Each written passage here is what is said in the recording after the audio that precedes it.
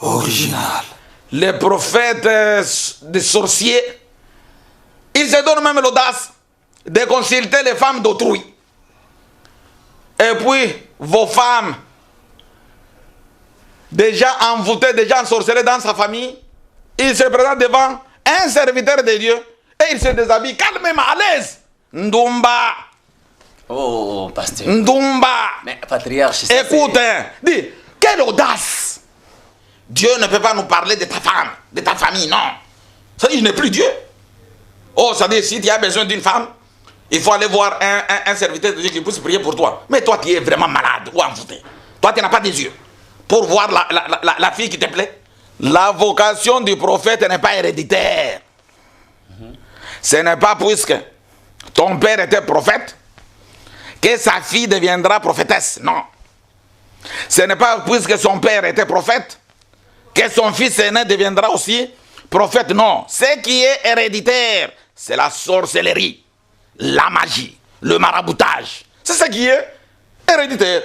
Puisqu'aujourd'hui, regardez la liste de vos prophètes qui sont morts. Et quand le fils récupère l'église de son père, il devient aussi prophète. Oh! Mais quand quelqu'un te dit que Ève, avant de rencontrer, que Adam, avant de rencontrer Ève, elle avait déjà un autre mari, elle était enceinte. Bon, je crois, peut-être. Ce n'est même pas biblique. Non, c'est écrit nulle part. Bon. Nulle part, peut-être dans le livre de la sorcellerie. Écoute, mais quand quelqu'un te dit cela, c'est quand quelqu'un, il a pris du chanvre, c'est-à-dire il est dépassé, et il doit faire sortir maintenant des insanités. Même vous, même si tu ne pries pas, même si tu n'as jamais cru en Dieu, il peut dire de n'importe quoi, et il est complètement à l'aise. Et comme les fidèles sont envoûtés, ensorcelés, ils applaudissent. Amen. C'est ça les rêves à la révélation, mais la révélation de la sorcellerie. Tu peux lire, mon frère, maintenant ce verset de 2 Corinthiens, chapitre 11, verset 13 à 15. verset 13. Ces hommes-là sont des faux apôtres, des ouvriers trompeurs, déguisés en apôtres de Christ. Et cela n'est pas étonnant, puisque Satan lui-même se déguise en ange de lumière. Quand tu me dis que Madilou système est en train d'organiser aussi des concerts, et toi tu dois aussi aller assister, que Marie Missam aussi organise des concerts, toi aussi tu dois aller assister dans ces concerts-là. Oui, quand on est fou, on peut patriarche, accepter de n'importe quoi. Patriarche, excusez-moi un peu, parce que depuis, en vous entendre parler, en tout cas je ne vais pas entrer dans vos pensées, mais en vous entendre parler, c'est comme si vous étiez en train de cibler une personne spécifique, mais... Je suis en train de cibler le message qui détruit le peuple de Dieu. Je suis en train de cibler les mensonges. C'est ce que je suis en train de cibler. C'est ce que Jésus ciblait. C'est-à-dire, c'est seulement la vérité qui doit chasser les mensonges. C'est comme ça. Alors, pendant l'émission à l'élo, nous allons bouleverser. Parce que Makamuna Yoki, vraiment, en tout cas, nous avons kate. Nazoye bate soki moto yo aza moto lokola batunyon sur mokili to na yebite naza bouleversé pour comprendre l'émotion parce que biloko ebimé siko yo boye nan nayoka ngo nulle part. C'est de nouveau Mbala Liboso nayoka prédication enseignement à boye et puis et salamate et puis c'est eloko salangai et des paysans gaisa que tout ce qui a lobby, c'est dans la Bible, qui est battu à Kabiso Yangote, Peteoka Yangote. Donc, action. Rebonjour, chers internautes des Congo Mikili. Chose promise et chose dure, je suis encore de nouveau avec votre serviteur, le patriarche Emmanuel Ngoyi, que je vais l'accueillir pour vous. Bonjour, patriarche. Oui, bonjour, mon frère. Vous allez bien? Oui, ça va très bien. C'est la raison pour laquelle on est là. Dites-moi un peu, par rapport à la première partie de l'émission que nous avons pu faire ensemble, quelles sont vos réactions? Je n'ai pas de réaction à faire, c'est la parole de Dieu. Ce sont le peuple de Dieu qui vont réagir au message. Moi, je n'ai pas de réaction à faire. J'ai fait tout simplement mon devoir. Je suis un instrument que Dieu a utilisé pour pouvoir parler à son peuple. Je n'ai pas quelque chose à apprécier. Mais il y a quand même eu vous n'avez pas eu de retour par rapport, parce que vous êtes quand même attaqué aux serviteurs de Dieu. Personne n'a pu vous appeler quand même. Bon, d'habitude, quand je passe, les gens appellent. Bon, je ne crois pas, je ne sais pas. Puisque personne, bon, sauf il y a quelqu'un qui m'a dit, il voulait que je puisse faire un débat. Moi, je lui avais dit, je suis prêt pour le débat, mais il me donne les sujets et les concernants m'appellent directement, au lieu que je puisse causer, discuter avec l'intermédiaire. Mais je suis prêt pour le débat. Oui, vous êtes prêt pour le débat. Aujourd'hui, c'est la continuité ou la suite de l'émission, toujours avec le même sujet. Oui, toujours avec le même sujet. Effectivement, puisque le sujet n'était pas terminé, puisque le sujet c'était les prophètes et la prophétie. Peut-être avec le temps d'aujourd'hui, je vais maintenant définir, démontrer dans la parole de Dieu qui est prophète et la prophétie au juste c'est quoi. C'est ce qu'on verra. Effectivement, parce que les enfants de Dieu sont restés à leur fin. Hein. Donc, sûrement, vous n'avez pas été clair. Aujourd'hui, j'espère que vous prendrez votre temps de pouvoir expliciter ou éclaircir le peuple de Dieu, vraiment enlever toute zone d'ombre dans leur tête. Je suis certain que c'est ce que je ferai dans cette deuxième grande partie. Mais avant de commencer, je suis obligé de remercier les frères et sœurs qui me soutiennent dans leurs prières, l'apôtre Mpiame et Kalakala, Enrique Baito à Washington State, les couples Amani à Danemark, Francisco en Allemagne, Papi Yamba à Cape Town, Dr Thierry Kassongo à Pretoria, et les frères et sœurs du collège, que la grâce de Dieu soit sur vous. Et notre salutation directement se trouve dans 2 Corinthiens, chapitre 2, versets 15 à 17. Vous pouvez lire 2 Corinthiens, chapitre 2, versets 15 à 17. C'est là où il y a notre salutation d'aujourd'hui. Vous pouvez un peu m'aider à lire ce livre. Donc, nous pouvons lire déjà 2 Corinthiens. Oui, 2 Corinthiens, chapitre 2, versets 15 à 17. 2 Corinthiens 2, 15 à 17. Oui. La Bible dit ceci.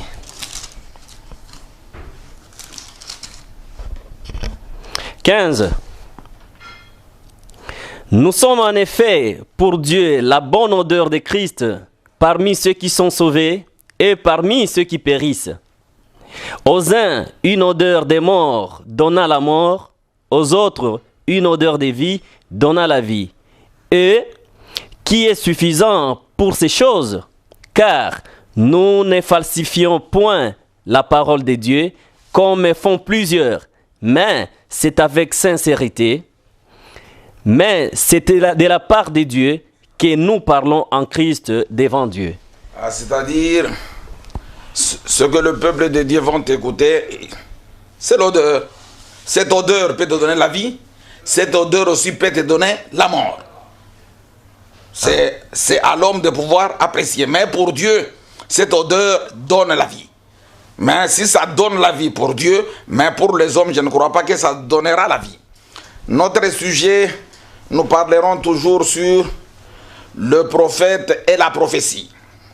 La fois passée, je vous avais très très bien dit, il fallait que les gens comprennent, fassent cette grande différence entre un sorcier et un prophète, entre un devin et un prophète, entre un nécromane et un prophète. Il ne faudrait pas faire la confusion. Malgré la personne t'explique les songes et ce qu'il t'a dit, il y a effectivement la réalisation ou la concrétisation de cette chose-là, ce n'est pas un prophète. Comme j'ai insisté la fois passée, je vous avais dit que ces gens sont en train de travailler avec des démons, avec des esprits impurs pour pouvoir réaliser leurs promesses. Ce ne sont pas les prophètes de Dieu. Mais aujourd'hui, par la grâce, peut-être on comprendra au juste qui est prophète. 2 Corinthiens chapitre 11, versets 13 à 15. 2 Corinthiens chapitre 11, versets 13 à 15. Peuple de Dieu, ne soyez pas emportés, puisque ces gens-là vous parlent avec beaucoup de respect, beaucoup de timidité. Tout simplement, c'est pour vous avoir. Moi, je n'ai jamais été hypocrite. Et je ne peux pas changer la parole de Dieu, puisque Dieu lui-même nous dit que la parole de Dieu, c'est le feu.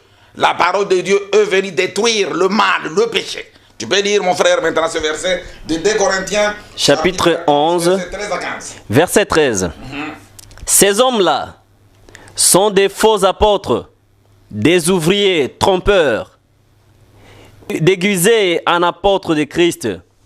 Et cela n'est pas étonnant, puisque Satan lui-même se déguise en ange des lumières. Peuple de Dieu, il ne faudrait pas avoir cette crédulité irraisonnée, puisqu'il te parle calmement. La parole de Dieu te dit clairement, ce sont de faux prophètes, de faux serviteurs de Dieu, déguisés en apôtres de Dieu. C'est la raison pour laquelle, quand il te parle, et ce qu'il t'a dit, tu as remarqué qu'il y a quelque chose de bon, ou ce qu'il t'a promis, c'est réalisé, ce n'est pas un prophète. Mais on comprendra au juste que le prophète de Dieu parle de quoi. Mais je vous dis d'avance qu'un prophète de Dieu ne peut pas te parler de ta famille. Un prophète de Dieu ne peut pas te parler du gouvernement. Comme je l'ai toujours dit, ces gens-là profitent de l'occasion. Quand il y a un remaniement d'un gouvernement, c'est à ce moment-là, il doit lancer son message pour vous dire c'est elle qui sera première ministre.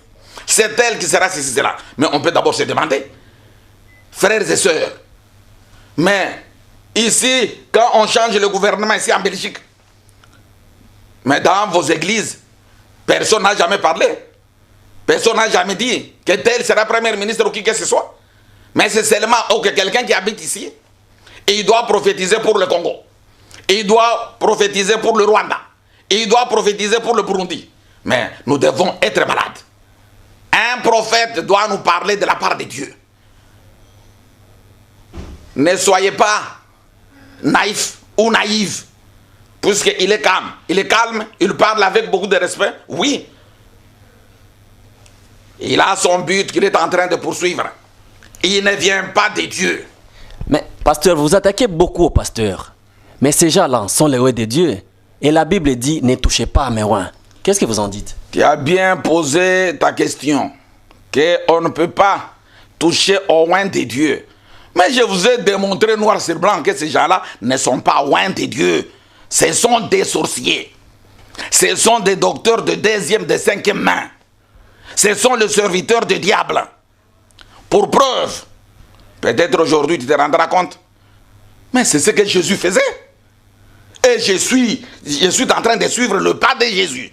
Lisez dans votre Bible, c'est là où peut-être tu te rendras compte. Mais moi je pense que eux-mêmes, ils peuvent prendre ça mal. Même ils peuvent mettre votre vie physique comme ça en danger, non? Vous n'avez pas peur de ça?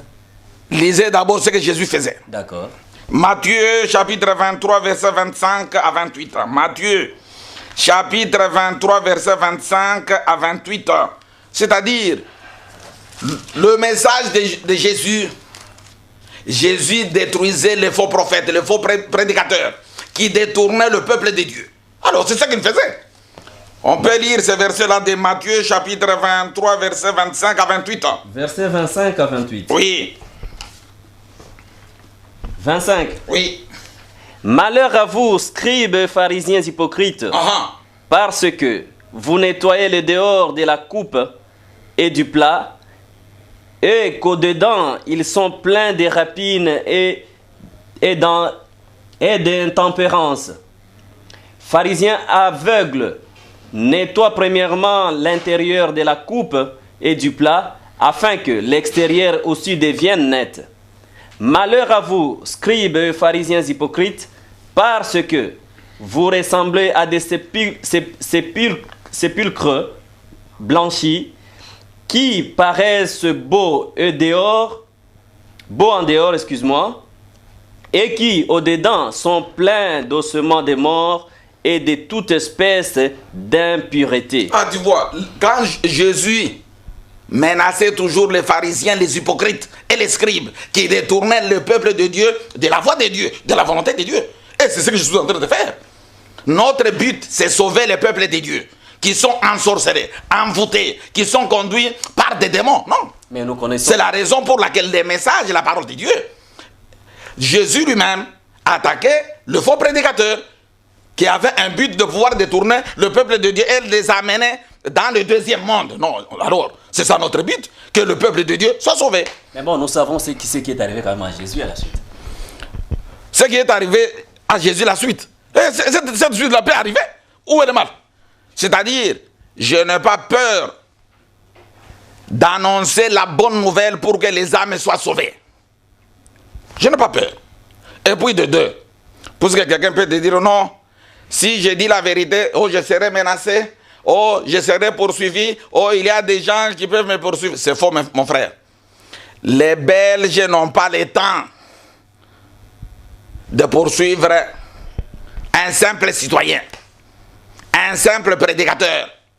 Les Belges ont le temps de réfléchir comment les autoroutes ne sont pas bonnes, comment la facture de Telenet, la facture de Trabel est en train de monter, comment ils doivent résoudre ces problèmes-là pour que la population soit calme. Et quand quelqu'un te dit que non, quand je prêche, je serai pour qui sera poursuivi par qui a besoin de toi? Alors, les Belges ne peuvent jamais faire des bêtises puisque je suis en train d'annoncer la bonne nouvelle. Mais même s'ils ne prient pas, ils ont leur Bible, ils doivent voir ce que j'ai dit, ça se trouve dans la parole de Dieu. Quand quelqu'un parle de la part de Dieu, il sera protégé par Dieu. Jésus lui-même a été protégé par son Père. Quand quelqu'un parle de bêtises, ce sont ses bêtises à lui. Mais quand le serviteur de Dieu peut faire tout ce qu'ils veulent puisqu'ils ne sont pas serviteurs de Dieu, ce sont les serviteurs du diable. Ils ne sont pas les oints. Quelqu'un qui est oint, c'est quelqu'un qui parle de la part de Dieu. Mais eux ne parlent pas de la part de Dieu, ils parlent de nos familles. Entrons dans notre vif du sujet, pasteur, Oui. comme ça on évolue. Tout à fait, on peut lire 2 Thessaloniciens chapitre 2 versets 9 à 13 à 12. 2 Thessaloniciens chapitre 2 versets 9 à 12.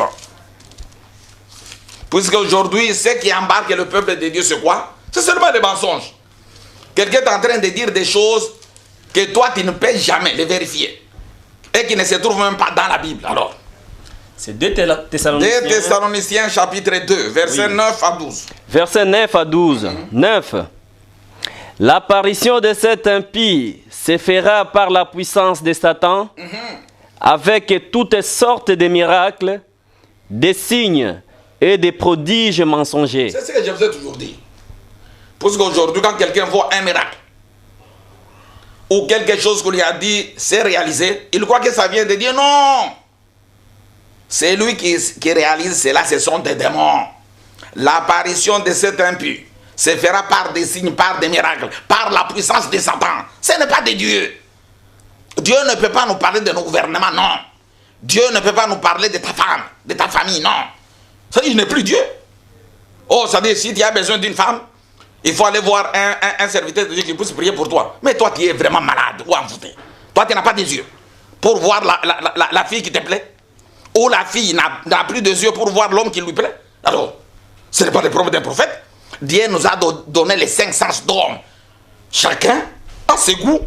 Ça ne concerne pas Dieu. Ça dit, quand quelqu'un te parle que tel, ce n'est pas ta femme, il faudrait ceci, il faudrait cela.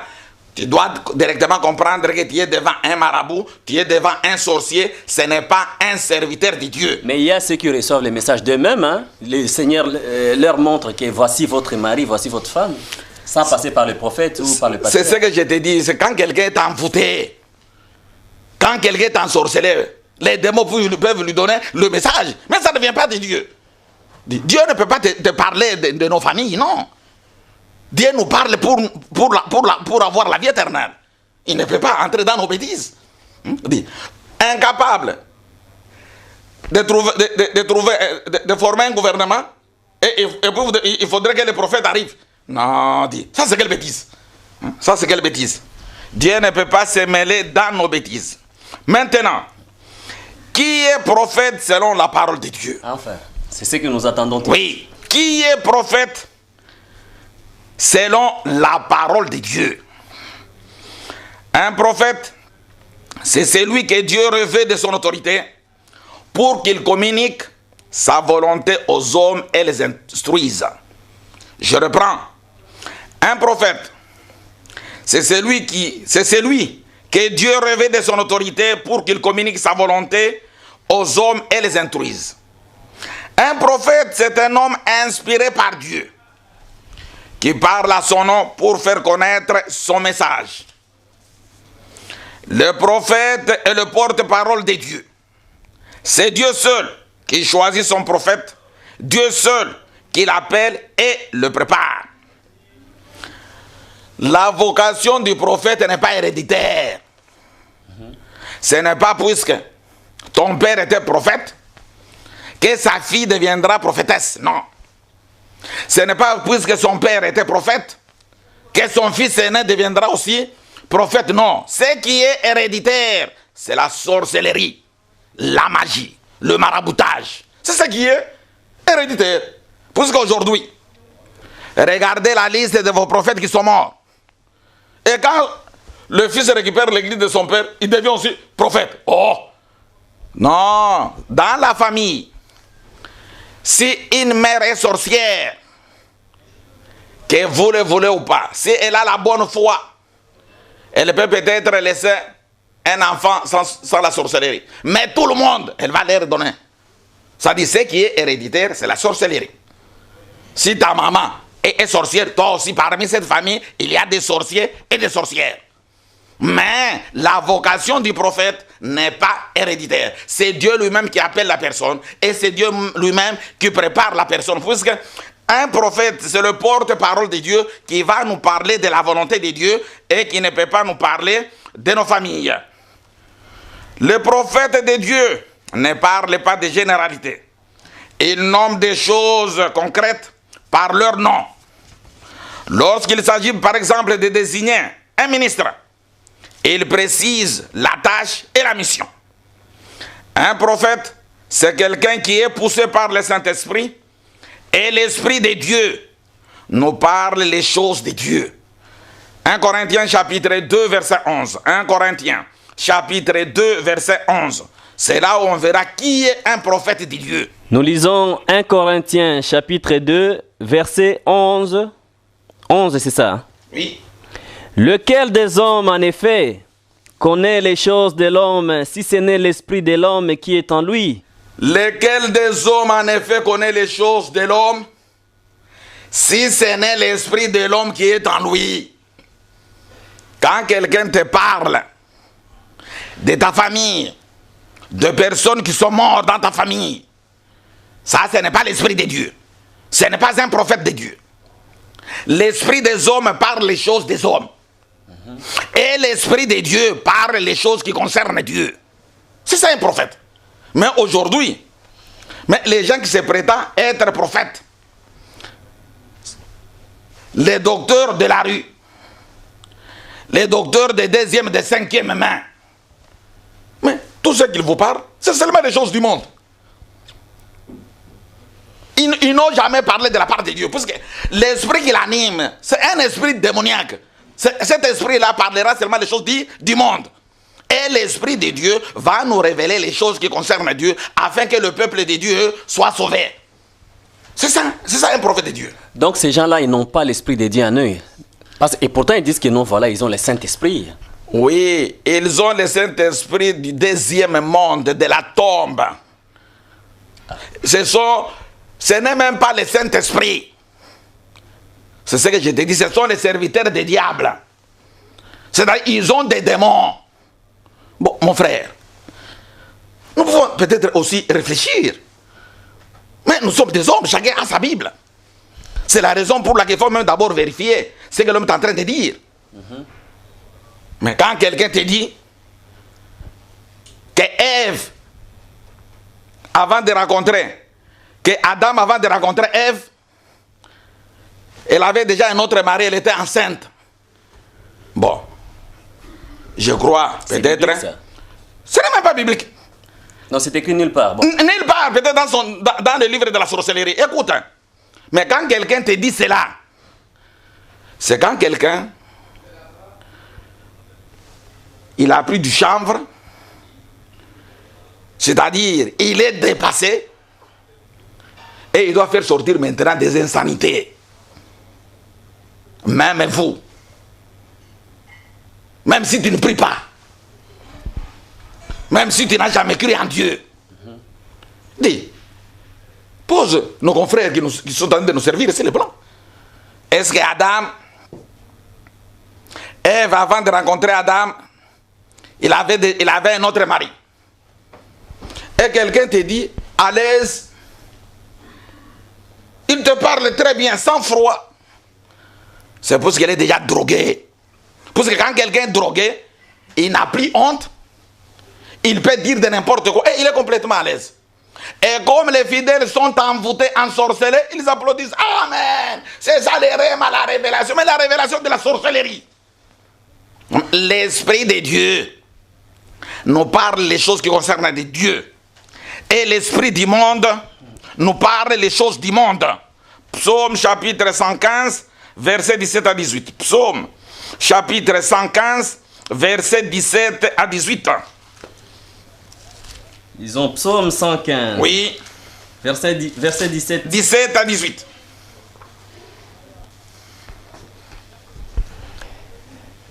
« 17 à 18. Ce ne sont pas les morts qui célèbrent l'Éternel. Oh, ce ne sont pas les morts qui peuvent célébrer Dieu. Mais quand tu me dis, tu as assisté au concert d'Alain Mouloto, dans la tombe, au concert d'Abeti Masikini, Madilou System, et ces gens-là chantaient. Reprends d'abord, termine d'abord le verset. Peut-être même toi-même tu te rendras compte qu'effectivement, non, quand quelqu'un est drogué, hein, il peut dire de n'importe quoi. Parce qu'il n'est pas normal. C'est ce que je vous ai toujours dit. Que vos prophètes de la rue, vos prophètes de deuxième main, les docteurs sans doctorat, ce sont les gens envoûtés, les gens ensorcelés.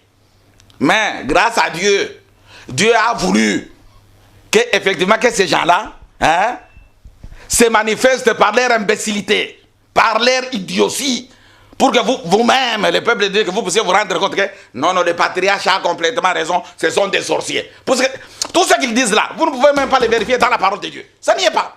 Mais continue d'abord. Continue. Verset 17. Oui. Ce ne sont pas les morts qui célèbrent l'Éternel. Oui. Ce n'est aucun de ceux qui descendent dans les lieux de silence, mais nous bénirons l'Éternel dès maintenant et à jamais. C'est lui qui doit glorifier Dieu, qui doit chanter pour Dieu. C'est seulement celui qui est vivant. Même la repentance, tu dois obtenir la repentance quand tu es vivant. Tu ne peux pas attendre quand tu seras mort. Ne suivez pas vos sorciers qui vous encouragent de rester éternellement dans le péché, puisque comme ta famille a des moyens, on appellera ces sorciers-là, on va lui remettre l'argent et il doit aller plaider pour toi. Non, il a perdu la tête. Même si tu crois aussi à cela, tu es aussi envoûté. C'est-à-dire, les gens qui doivent louer, glorifier Dieu, c'est seulement les vivants et non pas les morts. Quand tu me dis que Madilou System est en train d'organiser aussi des concerts, et toi tu dois aussi aller assister, que Marie Missam aussi organise des concerts, toi aussi tu dois aller assister dans ces concerts-là. Oui, quand on est fou, on peut patriarche, accepter de n'importe quoi. Patriarche, excusez-moi un peu, parce que depuis, en vous entendre parler, en tout cas je ne vais pas entrer dans vos pensées, mais en vous entendre parler, c'est comme si vous étiez en train de cibler une personne spécifique, mais... Je suis en train de cibler le message qui détruise le peuple de Dieu. Je suis en train de cibler les mensonges. C'est ce que je suis en train de cibler. C'est ce que Jésus ciblait. C'est-à-dire, c'est seulement la vérité qui doit chasser les mensonges. C'est comme ça. Le jour justifie la nuit et la nuit justifie le jour. C'est-à-dire, vous-même, vous êtes conscient que les gens qui vous encadrent sont effectivement des sorciers. Ils vous ont parlé des choses qui ne concernent pas Dieu. Oui. Effectivement, je suis très heureux parce que c'est le message, c'est la parole de Dieu qui est en train de vous montrer cela. Ça, tu ne peux pas suivre. Vous ne pouvez pas suivre vos prophètes de la rue. Vous ne pouvez pas suivre. Dis, ce n'est pas pour rien. Quand j'insiste que les serviteurs de Dieu doivent passer sur le banc de l'école, oui, un intellectuel, même quand il doit prendre du chanvre, il y a un temps, il peut raisonner que ce que je commence à faire, ce n'est pas normal. Mais celui qui n'est pas passé par les bancs de l'école, qui a fait seulement les écoles primaires, ou qui a fait les écoles bibliques le soir, même quand il prend du chanvre, il ne se rend même pas compte de tout ce qu'il est en train de dire. C'est-à-dire, c'est la vérité qui doit chasser le mensonge. Moi, j'ai des problèmes avec ma Bible, je n'ai pas de problèmes avec qui que ce soit. Et la Bible parle de la vérité. Et quand on parle de la vérité est en train d'attaquer le mensonge, un point et un trait. C'est ce que je suis en train de faire, mon frère. Évoluons. Quand quelqu'un meurt, d'abord son cerveau ne fonctionne pas. Il ne peut pas raisonner, il ne peut pas faire quoi que ce soit. Comment cette personne peut louer, peut glorifier son Dieu? Peut-être, c'est seulement quand on a perdu le sens. Ecclésiaste chapitre 9, verset 5. Ecclésiaste chapitre 5, verset 9. C'est chapitre 5, verset 9. Oui, Ecclésiaste chapitre 9, verset 5. Ecclésiaste chapitre 9, verset 5. Attendez, je suis presque. Ecclésiaste chapitre 9, verset 5, je peux lire. Oui, si vous y Les vivants, en effet, savent qu'ils mourront, mais les morts ne savent rien. Il n'y a pour eux plus de salaire, puisque leur mémoire est oubliée. C'est-à-dire, celui qui peut se rappeler de quelque chose, c'est un vivant. C'est à ce moment-là, quand le message arrive, il peut raisonner, il peut prendre une décision qu'effectivement, j'étais dans la mauvaise voie. Il faudrait que je puisse me détourner. Il peut se rendre compte qu'effectivement, c'est lui qui m'encadre, c'est vraiment un sorcier. Alors, c'est seulement un vivant qui peut comprendre ça. Dit, d'ailleurs, un concert, c'est une séance musicale. Il faut des instruments musicaux. Un mort, comment un mort peut jouer aux instruments? Comment il peut chanter? Peut-être avec... Et qui vont danser? Mais peut-être c'est seulement les démons. Avec les instruments spirituels, on ne sait jamais parce que... Ah, des démons. Ce sont les instruments des démons. Et d'ailleurs, non, tu comprendras, je ne vais plus peut-être aller en désordre. J'ai dit ceci. Un prophète, c'est quelqu'un qui parle de la part de Dieu. C'est cette personne-là que Dieu a revêtu de son Saint-Esprit, de son pouvoir, afin qu'il puisse nous parler de la part de Dieu. On comprendra, il y aura encore d'autres versets. Maintenant, la prophétie, c'est quoi? La prophétie, c'est la prédiction d'un événement futur, par inspiration divine ou non. C'est là où le peuple de Dieu doit faire attention. J'ai dit ceci. La prophétie, c'est ce que je disais, que la prophétie c'est une prédiction d'un événement futur par inspiration divine ou non. Ça peut être une inspiration divine ou non. Tu ne peux pas croire que tout ce qui te dit là-bas, comme c'est une prophétie, que ça vient de Dieu. Non, non, ce n'est pas ça. On comprendra, mais la parole de Dieu va nous donner des précisions. Mais ça reste en ça, c'est une définition du dictionnaire. Une définition de la Bible. C'est la Bible qui nous parle. Et c'est la Bible qui va nous donner des détails et des précisions. Et puis, bon, d'où vient le dictionnaire? Ça vient de Dieu. La science, c'est le tout. Le promoteur, c'est Dieu lui-même. Pour pouvoir nous instruire afin que nous puissions comprendre. Ah, tu crois que l'intelligence, tout ce que nous avons, comme nous avons aujourd'hui les médecins, les psychologues, alors, c'est-à-dire que cette intelligence vient d'où? Ça vient de Dieu. D'ailleurs, toi qui me poses cette question-là, je ne sais pas si tu es de quel pays, mais tu es un Africain. Pour venir ici, tu es venu en pirogue. Ce n'est pas l'avion. L'avion là, ce n'est pas l'intelligence qui est venue de Dieu. Quand tu me dis que les dictionnaires, tu vois que celui qui est contre les dictionnaires, c'est seulement un illettré, quelqu'un qui n'a pas étudié. Même la Bible, il y a les dictionnaires bibliques pour nous faire comprendre le mot de la Bible, afin qu'on puisse comprendre. Mais quand quelqu'un te dit non, non, ce sont des définitions de dictionnaire, mais c'est comme ça, si tu as étudié, qu'est-ce que tu crois? Mais alors dans ces cas maintenant, où est la différence entre la pensée de Dieu et la pensée des hommes maintenant? La pensée, c'est la Bible qui nous explique la pensée de Dieu. Tu verras maintenant, avec les explications que je suis en train de donner, c'est là où tu verras la différence entre celui qui parle de la part de Dieu et celui qui ne parle pas de la part de Dieu. La parole de Dieu sera très très claire. Ne t'en fais pas, ne sois pas pressé. La prophétie, c'est l'oracle d'un prophète. Un oracle, c'est la réponse d'une divinité aux fidèles qui la consulte. Une prophétie est une prédiction qui annonce ce qui doit arriver. Ça peut être par intuition, par conjecture ou par divination. C'est là où les peuples de Dieu doivent faire attention. Maintenant, dans la Bible, l'oracle c'est quoi? Maintenant, dans la Bible. Dans la Bible, un oracle, c'est la volonté de Dieu annoncée par les prophètes. Un oracle, c'est une décision jugée infaillible, émanant d'une personne de grande autorité qui est infaillible. Or, celui qui est infaillible, c'est seulement Dieu. Un prophète, c'est celui qui est poussé par l'Esprit de Dieu. L'Esprit de Dieu nous parle de Dieu et non de nos visas, et non de nos documents d'exil, et non de nos mariages. L'Esprit de Dieu parle les choses de Dieu, les choses qui concernent Dieu. 1 Corinthiens, chapitre 2, versets 12 à 13. 1 Corinthiens, chapitre 2, versets 12 à 13. 12. Or nous n'avons pas reçu l'esprit du monde, mais l'esprit qui vient de Dieu, afin que nous connaissions les choses que Dieu nous a données par sa grâce.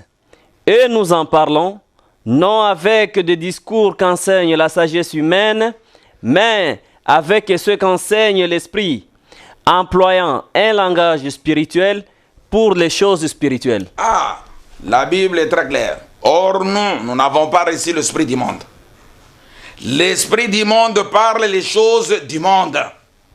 De nos mariages, de nos morts, de nos familles, de nos oncles. Ça, c'est l'esprit du monde. L'esprit du monde parle de nos premiers ministres. L'esprit du monde parle de nos gouvernements. Mais l'esprit de Dieu parle les choses qui concernent Dieu. Et nous en parlons non avec des discours qu'enseigne la sagesse humaine, mais avec ce qu'enseigne l'esprit. Employant un langage spirituel pour des choses spirituelles. Si on commence à associer Dieu dans nos bêtises, pour la formation d'un gouvernement, il faut que les prophètes puissent donner leur point de vue. Il ne faudrait pas associer Dieu dans nos bêtises. Restons avec nos bêtises comme nous sommes habitués. Je crois que le gouvernement, il y a des hommes intelligents, des hommes qui ont très très bien étudié. Bon, je ne sais pas. Peut-être en Afrique, la plupart des gens qui sont dans nos gouvernements, ce sont des gens qu'on a ramassés. Les gens qui ont fait peut-être l'école primaire, comme nos docteurs de la rue, comme nos prophètes, ça je ne crois pas. Mais pour moi, je sais que ce sont des hommes qui ont étudié, qui ont un cerveau, qui raisonnent, qui doivent réfléchir, mais qui sont capables de pouvoir nommer un premier ministre. Mais je ne crois pas que pour nommer un premier ministre, nous devons seulement aller au cimetière. Mais patriarche, dans la Bible, dans la Bible, il est écrit quand même que non, voilà, il y avait des prophètes qui allaient instaurer les rois pour diriger les peuples des dieux. La théocratie aussi, vous savez ce que c'est. Hein? Ok, tu as bien posé ta question. Tu dis très bien, ce sont les prophètes de Dieu qui devraient oindre ces rois-là pour une mission. La mission c'était quoi? La mission c'était de sauver et de conduire le peuple de Dieu dans la volonté de Dieu. Et quand ces rois-là, que Dieu a choisi, s'est détourné de la volonté de Dieu, allez, Dieu devrait faire ce qu'il faisait. C'est comme ça. Mais aujourd'hui, tu comprends et tu comprendras que ce temps est déjà dévolu. Tu comprendras, tu te rendras compte. Hein? C'est-à-dire qu'il ne faudrait pas imiter des choses qui se sont passées, qui n'ont même pas d'importance pour aujourd'hui. Non, la parole de Dieu va nous donner des éclaircissements. Hein? Puisque je ne vais plus aller directement en désordre, mais tu te rendras compte que nos prophètes doivent se taire et fermer leur bouche. Pourquoi? Il y a une raison. Chers amis internautes, j'espère que vous êtes en train de suivre attentivement les patriarches. C'est chaud, mais j'espère que vous serez bénis, car il est là pour vous. Patriarche, nous pouvons évoluer. Oui. Si Dieu voudrait nous parler, Dieu ne peut pas aboyer. C'est la raison pour laquelle ces docteurs-là de la rue, ce prophète-là, sorcier et sorcière, s'il voulait te parler, il doit d'abord entrer en transe. Et puis il commence à aboyer. Dire, est-ce que nous sommes des chiens? Pour que si Dieu voudrait nous parler, il faudrait qu'il puisse aboyer. Est-ce que Dieu, pour nous parler, il a besoin qu'il puisse hurler? Est-ce que nous sommes des loups? Alors, or, c'est ce que vous vivez dans vos églises. Les prophètes sont en train d'hurler. Non, nous ne sommes pas des loups. Si Dieu veut nous parler, il n'a pas besoin de ça. Dieu ne peut pas croasser parce que nous ne sommes pas des corbeaux. Notre Dieu, pour nous parler, il ne peut pas siffler puisque nous ne sommes pas des serpents. Notre Dieu ne peut pas miauler puisque nous ne sommes pas des chats. Et notre Dieu ne peut pas croasser parce que nous ne sommes pas des grenouilles. Tout ce qu'ils font là, il entre en transe.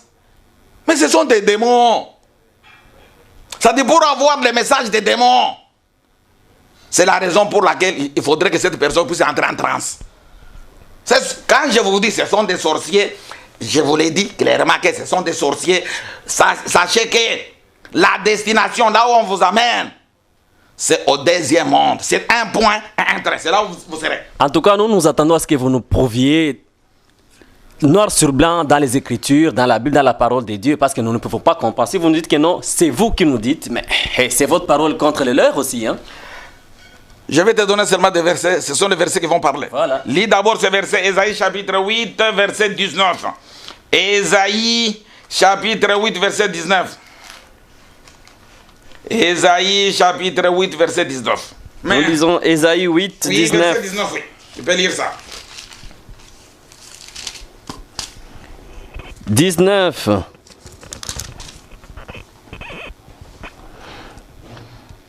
Si l'on vous dit, oui, consultez ceux qui évoquent les morts et ceux qui prédisent l'avenir, qui poussent les sifflements et des soupirs. Ça dit vous vous envoyez d'aller consulter les morts. Bon, ici, mais le peuple d'abord poser des questions. Vous allez dans quel cimetière? Mais j'ai fini. Il y en a beaucoup. Mais reprends d'abord. Oui, j'ai fini la phrase. Reprends au lieu de finir. Le verset, oui. Si l'on vous dit, oui, consultez ceux qui évoquent les morts et ceux qui prédisent l'avenir, qui poussent des sifflements et des soupirs, répondez, un peuple ne consultera-t-il pas son Dieu? S'adressera-t-il aux morts en faveur des vivants? Alors, c'est ce qui est interdit. Quand quelqu'un te dit clairement que lui cause avec les morts, lui discute avec les morts, sache très très bien, clairement, vous aviez la liste que je vous ai donnée. Tu comprends déjà ce qu'il est. Ce n'est pas un serviteur de Dieu. Mais c'est ce que la Bible te dit. Nous, on ne peut pas aller consulter les morts ou ceux qui prédisent l'avenir. Parce que si vous lui donnez aujourd'hui, ta mère, la sorcière, elle doit aller plaider pour que cette sorcière puisse aller au ciel. Oui, ça, je ne sais pas. Maintenant, pourquoi Dieu veut parler à son peuple? Pourquoi il veut nous parler? Pourquoi Dieu veut nous parler? 1 Corinthiens chapitre 14, verset 3 à 4. Pourquoi Dieu veut parler à son peuple? Le but essentiel de la prophétie, c'est quoi? Pourquoi Dieu veut parler à son peuple? Le but essentiel de la prophétie, c'est quoi? Pourquoi? Oui. 1 Corinthiens 14, 3 à 4. 3 à 4, oui. C'est lui qui prophétise, au contraire, parle aux hommes, les édifie, les exhorte, les console. Tu peux t'arrêter un peu, mon frère. On dit ceci. C'est lui qui prophétise et parle aux hommes, et non pas aux loups, et non pas aux serpents, et non pas aux corbeaux, et non pas aux grenouilles. Ça dit, il s'adresse aux hommes. Ça dit, il connaît notre langage, à nous les humains. Tu peux reprendre. C'est lui qui prophétise, au contraire, parle aux hommes, les édifie, les exhorte, les console. Oui. C'est lui qui parle en langue, s'édifie lui-même. C'est lui qui prophétise, édifie l'Église. Ah, le but essentiel de la prophétie, c'est édifier, nous édifier. Que veut dire édifier? Édifier veut dire construire, bâtir, porter à la vertu par la parole. C'est-à-dire, le but essentiel de la prophétie, c'est pour nous édifier. Édifier quelqu'un veut dire construire quelqu'un, bâtir quelqu'un, porter à la piété par la parole de Dieu. Le but essentiel de la prophétie, c'est pour nous exhorter. Exhorter veut dire exciter, encourager quelqu'un à s'attacher à la parole de Dieu. Alors, le but essentiel de la prophétie, c'est pour nous consoler. Consoler veut dire soulager, réconforter, nous apaiser. Mais quand quelqu'un te dit que c'est lui qui avait tué ton oncle, c'est elle, cette parole-là t'édifie? Ah non. Cette parole-là t'exhorte? Non. Cette parole-là te console? Mais c'est ce que vous cherchez. Or, on dit non. Quand Dieu nous parle, c'est pour nous exhorter. C'est pour nous édifier. C'est pour nous consoler. Mais quand quelqu'un te dit, c'est lui qui a bloqué ta vie, c'est elle. C'est lui qui t'a revêtu cette marque de vieillesse pour que tu ne puisses pas te marier, c'est elle. Est-ce que cette nouvelle-là t'édifie, te console, t'exhorte? Au contraire, cette parole-là te donne, te pousse à la vengeance, à la haine. Alors, et c'est ce que les gens cherchent. Oh, puisque ça fait longtemps. Je n'ai pas des enfants. Tu dois aller voir un marabout, un sorcier. C'est ce que je vous ai toujours dit. Quand Dieu nous parle, il voudrait que l'homme soit construit. Il voudrait que l'homme soit réconforté. Il voudrait que... Et puis, ce qui va. La seule prophétie qui remplit les trois conditions, c'est seulement la parole de Dieu. C'est la seule. C'est-à-dire la seule prophétie. Et c'est la raison pour laquelle la prophétie par excellence, c'est seulement la parole de Dieu. Et non pas quelqu'un qui te parle de nos musiciens, de nos stars, de nos gouvernements. Non. Ça va te consoler sur quoi? Ça va t'exhorter sur quoi? Sur quoi? Ça, c'est ça la prophétie des sorciers qui n'ont pas à faire avec la parole de Dieu. Quand quelqu'un te parle de cela, toi-même tu es déjà averti, tu comprends que tu es devant qui? Deutéronome chapitre 13, verset 1 à 3. Deutéronome chapitre 13, verset 1 à 3. Deutéronome chapitre 13, verset 1 à 3. Deutéronome chapitre 13, verset 1 à 3. Oui. S'il s'élève au milieu de toi un prophète ou un songeur qui t'annonce un signe ou un prodige, et qui est accomplissement du signe et du prodige dont il t'a parlé en disant, allons près d'autres dieux, des dieux que tu ne connais pas, et servons-les. Tu n'écouteras pas les paroles de ces prophètes ou de ces songeurs, car c'est l'Éternel votre Dieu qui vous met à l'épreuve pour savoir si vous aimez l'Éternel votre Dieu, si vous aimez si votre cœur est de toute votre âme. Je continue? Non, la parole de Dieu nous dit ceci. Même si les prophètes, tout ce qu'il t'a promis, effectivement, les choses se sont réalisées noir sur blanc, ce n'est pas un prophète. C'est un sorcier. Pour comprendre effectivement que c'est vraiment un sorcier, est-ce qu'il parle de quel Dieu? C'est ça. Pour ce qu'on dit, malgré, il y a l'accomplissement des signes. Mais toi, tu dois maintenant regarder, cette personne-là parle de quel Dieu? Mais s'il te parle d'autres dieux, on verra maintenant les d'autres dieux, c'est quoi? Jean chapitre 4, verset 23 à 24. Jean chapitre 4, verset 23 à 24. Pour voir d'autres dieux. Jean 4, verset 23 à 24.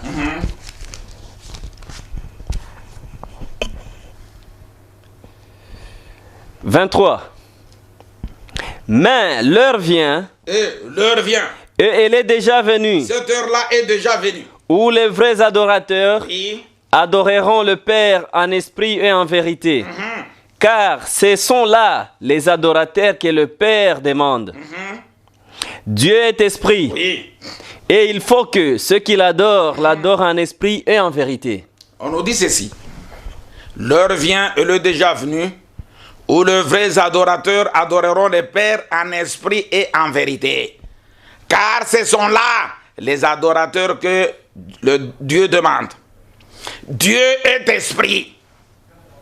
Il faudrait que ceux qui l'adorent, l'adorent en esprit.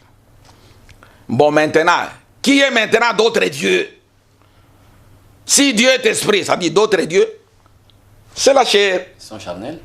C'est le physique, c'est le palpable. Quand quelqu'un te dit que baptiser veut dire immerger quelqu'un dans l'eau physique, alors, tu comprends déjà d'autres dieux, un sorcier. Ah, donc Quand quelqu'un te dit... Ça aussi, vous ne croyez pas au baptême? Mais qui a parlé du baptême?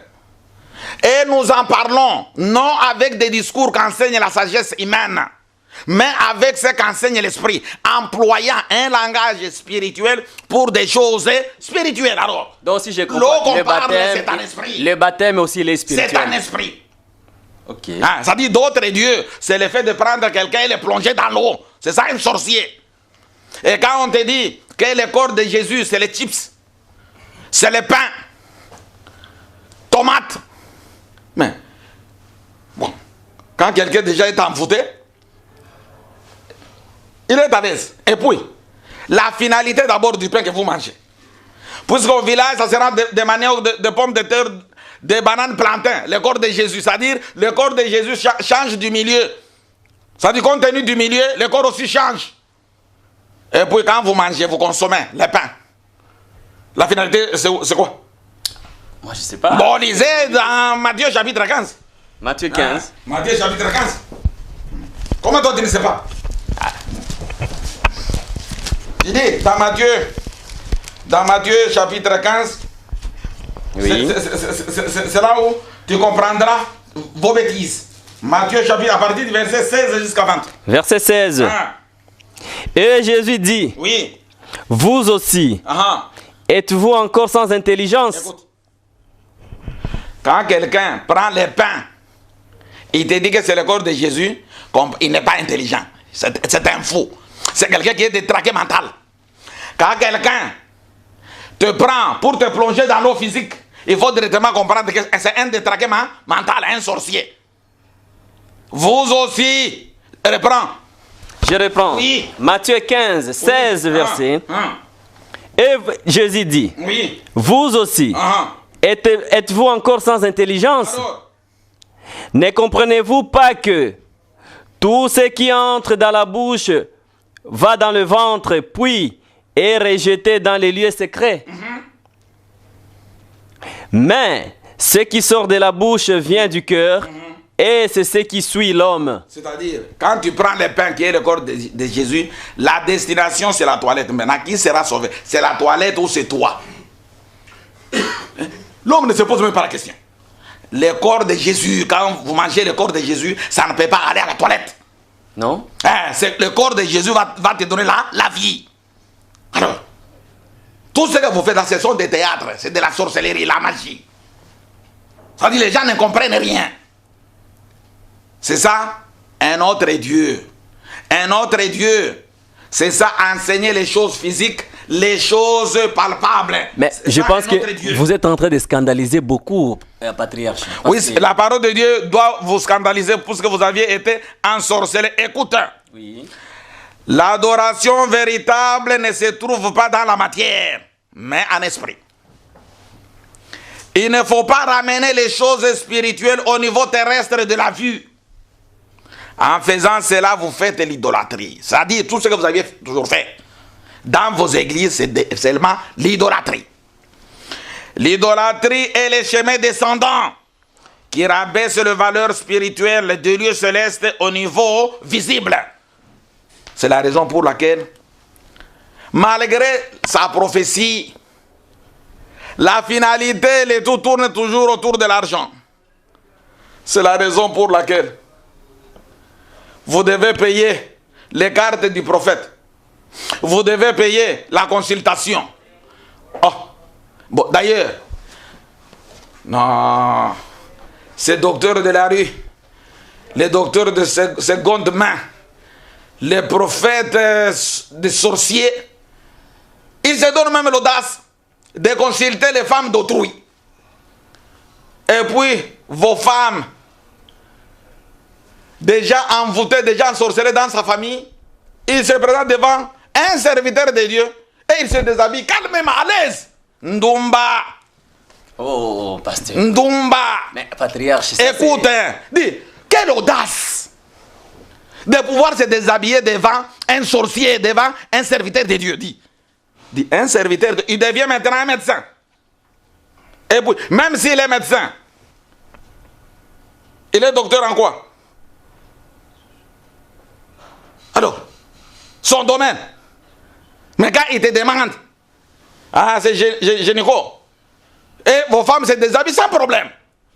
Mais Jésus-Christ avait lavé les pieds de ses disciples, non? Ah, bon, ils se sont déshabillés, ou c'est lui-même qui s'est déshabillé? Quand Jésus a lavé les pieds des disciples, c'est Jésus seul qui s'est déshabillé. C'est Jésus qui s'était déshabillé, oui, mais pas les disciples. Devant les disciples, non. Les disciples là lavaient les pieds. Mais tu lis, c'est Jean chapitre 13. Tu peux lire peut-être rapidement pour pouvoir donner des éclaircissements. Jésus n'a pas demandé aux fidèles de se déshabiller. C'est Jean chapitre. Si, par exemple, si ce sorcier-là des docteurs de la rue, c'est lui-même qui s'est déshabillé, là on peut comprendre qu'il a peut-être suivi la lettre comme c'est écrit noir sur blanc. Mais il faut le contraire. Au lieu que lui se déshabille, mais il demande aux femmes d'autour de se déshabiller. Mais lisez. Bon, tous les deux, c'est écrit où? Jean chapitre 13 à partir du verset 1. Verset 1. Oui. Avant la fête de Pâques, Oui. Jésus, sachant que son heure était venue de passer de ce monde au Père, Oui. et ayant aimé les siens qui étaient dans le monde, mit le comble et son amour pour eux. Pendant le souper, Oui. lorsque le diable avait déjà inspiré au cœur de Judas Iscariote, fils de Simon, le dessein de le livrer, Jésus, qui savait que le Père avait remis toutes choses entre ses mains, Oui. qu'il était venu de Dieu Et puis, et qu'il s'en allait à Dieu, qu'est-ce qu'il a fait maintenant? s'éleva des tables, On dit Jésus se leva des tables, ôta ses vêtements ôta ses vêtements, et prit un linge dont il s'est saigné, excuse-moi. C'est-à-dire, Jésus était à table, il se mit debout, il a ôté ses vêtements. Et il a pris le linge, il s'est saigné. Écoute, maintenant, suivez. Jésus se leva des tables, ôta ses vêtements et prit un linge dont il se saignit. Ensuite, il versa de l'eau dans le bassin et se mit à laver les pieds des disciples et à les essuyer avec le linge dont il était saigné. Il restait comment? C'est-à-dire, quand il lave les pieds, il prend les linges dont il s'est saigné, il enlève, il commence à laver, à essuyer les disciples. Entre-temps, il est nu. Hein? Est-ce qu'on t'a dit, il a déshabillé les disciples? Hein? Même si on est toqué. Dis, Kindumba ya basi na bino wana. Puisque au balake déjà ça Kindumba ya ndumba ya ndumba. C'est la raison pour laquelle devant Musali Anzam, il y a un mot d'abord, non, attends, Musali Anzam, il a assez à la slip. Mais patriarche, non, écoute, ce n'est pas la faute des disciples, c'est des pasteurs, parce que... Ce ne sont pas des pasteurs, ce sont des sorciers, les serviteurs des diables, qui sont venus détruire vos foyers. C'est vous qui le dites, c'est vous qui dites qu'ils ne sont pas des... C'est ça la vérité. Tout le monde sait que non, ce sont des pasteurs. C'est la raison pour laquelle... Parce que c'est la raison pour laquelle vous les respectez, parce qu'ils sont en train de coucher vos femmes, et vos femmes se déshabillent à l'aise devant eux. Vous aviez raison. Évoluons, patriarche, parce que ça ne concerne que vous. Vous aviez raison, c'est ce que je vous disais. Oui. Aujourd'hui, les églises commencent à vous vendre du jus associé au citron. Et les gens achètent du jus dans des églises. Mais il y a les gens achètent l'eau bénite dans des églises. Vous achetez même des mouchoirs dans des églises. Ah là là là là. même si j'étais fainéant, est-ce que je pouvais aller acheter du jus pour avoir ma guérison? Et puis, dans l'église, vous êtes peut-être 60 ou 500 personnes. Ça dit, vous tous, vous aviez la même maladie. C'est seulement du jus là, associé au citron, qui va vous guérir vous tous.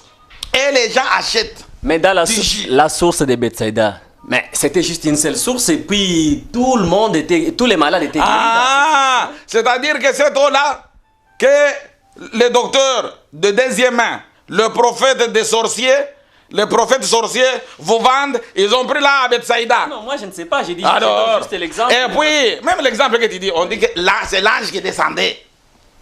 Alors, dans vos jus là, que vous achetez dans l'église, quand est-ce que l'ange descend? Hein? Alors, il ne faudrait pas ramasser un verset biblique pour pouvoir détruire le peuple de Dieu. Au début, je vous ai très très bien dit, vous croyez que vous allez dans l'église, ce n'est pas à l'église, c'est dans une entreprise. Et la force de tout ce qui se passe là, c'est la force de la déesse Dia, de la sorcière. C'est elle qui est en train de faire tout ce que vous demandez là-bas. Ça n'a pas à faire avec la parole de Dieu. 1 Jean, chapitre 4, verset 1 à 2. Ici, tu vas même d'abord lire le titre. Premier épître de Jean, chapitre 4, verset 1 à 2. 1 Jean, chapitre 4, verset 1 à 2. Oui. Les faux docteurs, comme titre. Tu vois, le faux docteur, c'est-à-dire un docteur sans thèse, un docteur de la rue, un sorcier, mais qui se prétend docteur. Mais la Bible te dit, attention, oui, les vrais docteurs sont là, ils existent, ce sont des gens qui sont passés par la théologie. Si vous allez dans des églises protestantes, vous trouverez des docteurs en théologie. Si vous allez dans l'église catholique, vous trouverez des docteurs en théologie qui ne peuvent jamais, durant leur mission, demander à une femme d'autrui de se déshabiller. Jamais. Donc ceux-là, vous croyez quand même en eux? J'ai dit, ils respectent même les normes de la société, malgré qu'ils sont aussi ignorants. Mais les autres, ils ne connaissent même pas la parole de Dieu et ils sont venus pour vous ensorceler et faire encore des bêtises. C'est ça la différence avec les autres là. Les gens sans morale. Et puis, quelqu'un qui a déjà pris du chanvre et il commence à prêcher la parole de Dieu. Et vous dites Amen. Oh non, aujourd'hui il a l'inspiration. Quelle inspiration? Mais diabolique. C'est ce qu'ils ont toujours fait.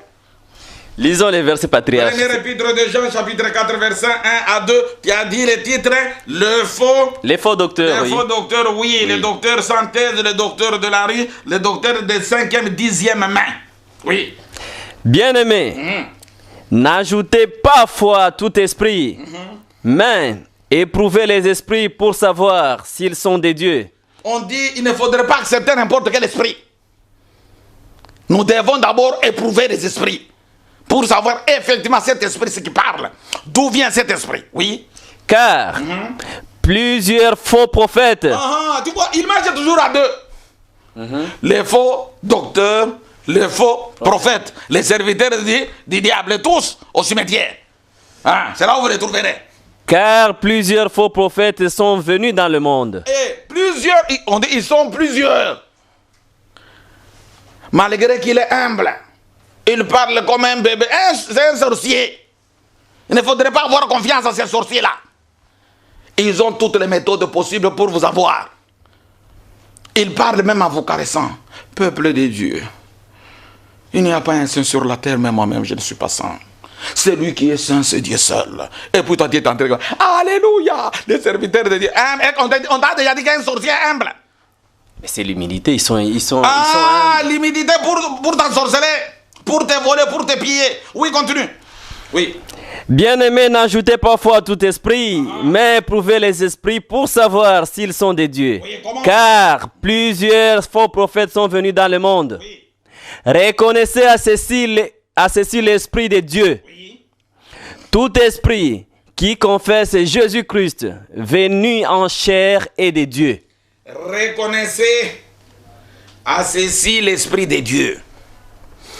Tout esprit qui confesse Jésus-Christ, venu en chair, est de Dieu. Il faudrait faire attention. On ne dit pas tout esprit qui confesse Jésus chair, non. Jésus venu en chair, et non pas Jésus chair. Mais non, patriarche, excuse-moi de vous interrompre, mais c'est quand même bizarre parce que ça, tout le monde peut confesser ça. Donc finalement, nous pouvons dire que tout le monde est serviteur de Dieu. Dire que non, voilà, je confesse que...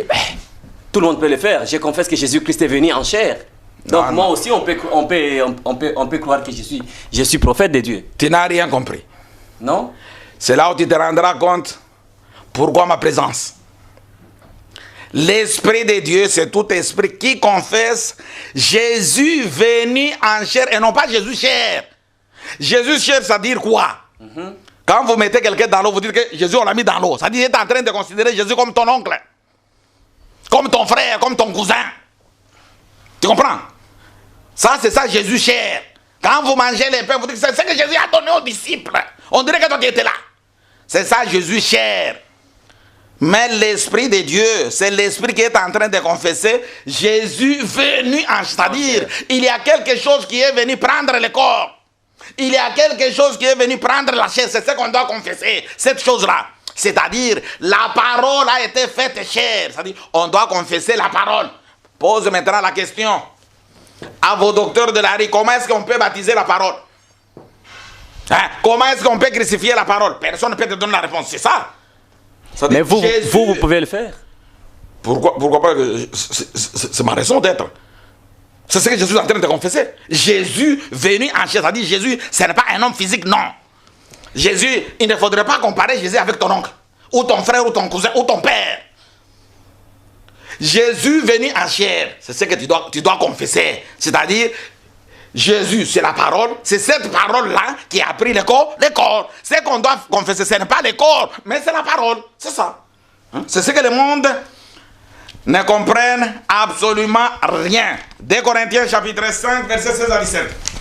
2 Corinthiens chapitre 5, verset 16 à 17. C'est la raison pour laquelle, quand vos docteurs sorciers vous prêchent Jésus sur la croix, tu vois vos femmes sorcières commencent même à pleurer. On voit quelqu'un, un homme physique sur la croix. Des gens envoûtés, ensorcelés. Hein? Des gens détraqués. Mais quand on t'explique Jésus sur la croix, ça n'a même pas de rapport à voir pleurer. Non. Hein? Là, vous voyez un homme physique sur la croix. Hein? Ça dit, tu vois complètement, Jésus c'est ton mari. Non, non. Lis la parole de Dieu. Nous lisons 2 Corinthiens chapitre 5, verset 16 à 17. Oui. Ainsi, dès maintenant, nous ne connaissons personne selon la chair. Et si nous avons connu Christ selon la chair, maintenant, nous ne les connaissons plus de cette manière. Quand tu es en train de considérer Jésus comme un homme physique, tu es un païen, un sorcier, tu ne connais pas Dieu. Ainsi, de maintenant, nous ne connaissons personne selon la chair. Et si nous avons connu Christ selon la chair, maintenant nous ne le connaissons plus de cette manière. Maintenant on te donne des... Si quelqu'un est en Christ. Oui, 17. Si quelqu'un est en Christ, oui, il est une nouvelle créature. Les choses anciennes sont passées. Cette compréhension ancienne là n'est plus. Voici, toutes les choses sont devenues nouvelles. Quand on parle même du baptême, il comprendra que veut dire baptiser. Même quand on parle de la Sainte Seine, il comprendra le pain maintenant c'est quoi. C'est quelqu'un maintenant qui est en Christ. Cette personne maintenant a une nouvelle compréhension. Patriarche, juste une petite parenthèse en fait. Parce que la Bible dit, nous ne connaissons d'abord personne. Avant d'aller chez Christ, on dit, nous ne connaissons personne. Oui. Donc ça veut dire quoi? Tous ces personnes de la Bible, nous ne... Même Abraham, ce n'est pas un homme physique. Même Noé, ce n'est pas un homme physique. Même Adam, écoute, même Adam, ce n'est pas un homme physique. Tous les personnages de la Bible, même Moïse, ce n'est pas un homme physique. C'est la raison pour laquelle, c'est là où tu te rendras compte. Quand ton prophète sorcier te dit que Adam, avant d'avoir Ève, elle avait d'abord d'autres femmes avant. Parce que quand on a fait Ève, c'est là où Adam avait dit, cette fois-ci. C'est ça la sorcellerie. Quelqu'un qui est envoûté. Même Adam, que la Bible parle, ce n'est pas une personne physique. Caïn, Abel, ça dit tous les personnages de la Bible, ce ne sont pas des personnes physiques. C'est là où il faudrait que tu sois enseigné. Puisque je vais te donner tout simplement un petit exemple, compte tenu de ta question que tu viens de me poser, Galates chapitre 4, à partir du verset 22. Avant que je lise ça, Oui, excuse-moi, avant oui, que je lise ça, oui. vous dites que non, voilà, Adam n'était pas un homme physique. Non. Et pourtant, nous sommes des physiques, nous sommes charnels, et tout le monde sait que nous provenons d'Adam. Mais comment ça se fait alors? Oh, c'est vraiment une belle question. Toi, tu proviens d'Adam, toi. C'est-à-dire, écoute, Adam c'était ton oncle.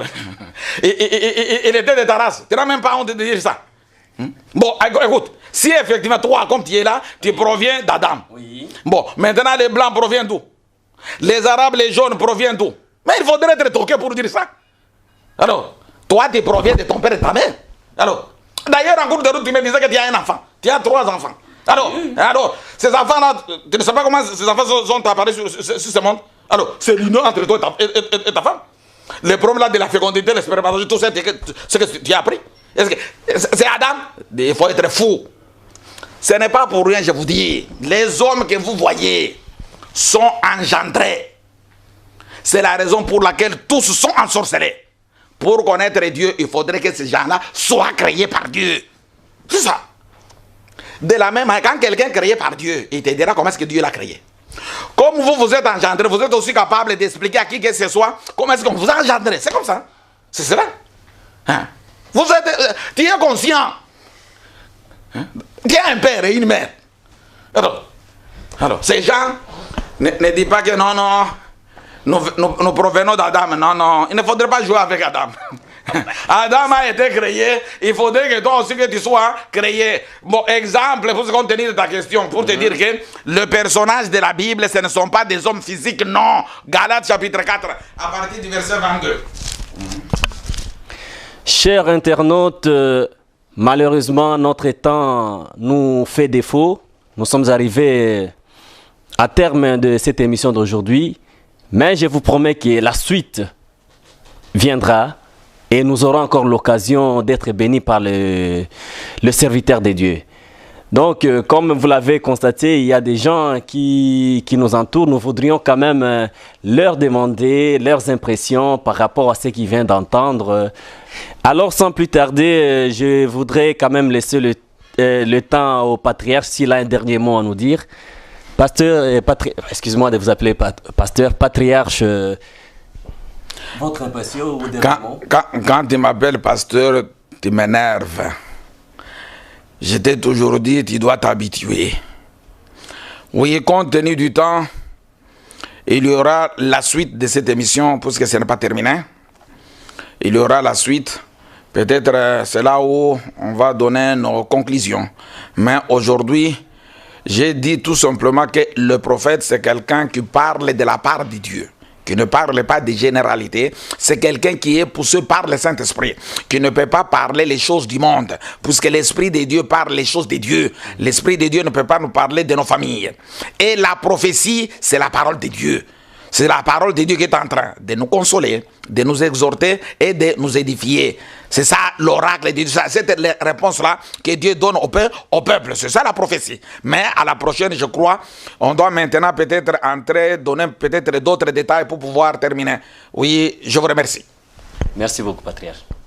Ndeko Mbote. Mbote Ndeko. Tomoni yo awa oyaki ko assister na émission ya lelo. On se présente dans le combo na yonani et puis bon perception ba impression par rapport à matière oyo boyoki lelo. Kombo na ngai na bengami na kombo ya Messi, mais bon, je suis enfant de Dieu. Pour ceux qui n'ont bien enfant de Dieu, pour serviteur à Ibar Makambanda côté. Alors pour la émission à l'élo, nous allons bouleverser. Parce que Makamuna Yoki, vraiment en tout cas, dans la Yokate, nazo ebate soki moto yo aza moto lokola batu nyonso ya mokili to na yebite naza bouleversé pour comprendre émotion parce que biloko ebimi siko yo boye na yokango nulle part makambo ya nzoto et souffrir biso mingi awa boye na yoki vraiment penser ya nzambe bwanya ya nzambe yango na pamboli kaka nzambe po naza na eloko mosusu akoloba te po tokanisaki yesu mutu nzoka nde yesu azalaka mutu te. Donc yo poza mwana Adamu te. Naza mwana ya Adamu te parce que awa namoni ke no nzambe fakela nga. Nzambe fakela ngai parce que awa naza fruit ya union ya tata na nga na mama na nga. Mais ye moko nzambe fa banda kokela nga po na sala mapende nga sala ki Adam. Bongo ndeko yo kombona nani? Kombona nga Moro Tambwe. Pesa biso na impression na par rapport à makambo oti koyoka. Bon, impression nanga Isaac donc depuis Tobotama tozalaki na enseignement mususu par rapport à Obisonyon Sotozo Ponangai c'est vraiment du nouveau, c'est de nouveau mbala liboso nayoka prédication enseignement aboye et puis et salamate et puis c'est elokezo salangai et des paysans Isaac que tout ce qui a lobby, c'est dans la Bible, qui est battu à Kabiso Yangote, Petoyoka Yangote. Donc en tout cas, nous avons vraiment bouleversé l'enseignement, donc ils ont du nouveau pour nous apprendre ma Kambwasika. Merci beaucoup, Ndeko. Pour tout besoin de publicité ou de reportage de vos fêtes, contactez-nous maintenant au 0032 479 666 660.